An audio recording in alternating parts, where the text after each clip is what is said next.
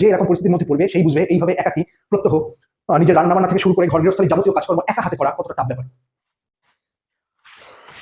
So আমার এরকম condition হলেও বন্ধু আমি কারোর কাছ থেকে কখনো কোনো রকম সিম্প্যাথি চাই না, বা সিম্প্যাথি আদায় করার জন্য তোমাদের এই ফ্লগটা করছি না। আমি খুব রেগুলারলি যেরকম ভাবে কাজ করি, আজকে কেমন একটা ইচ্ছা হলো যে তোমাদেরকে একটু দেখাই যে আমি কেমন কি পরিস্থিতির মধ্যে থাকি বা কিভাবে নিজের কাজকর্ম নিজে করিনি। একটা হাত ইনজুরি হওয়ার পরেও কারোর কোনো হেল্প চাই না, আমি যতটা পারি যেভাবে পারি হ্যাঁ সেইভাবে আমি করিনি।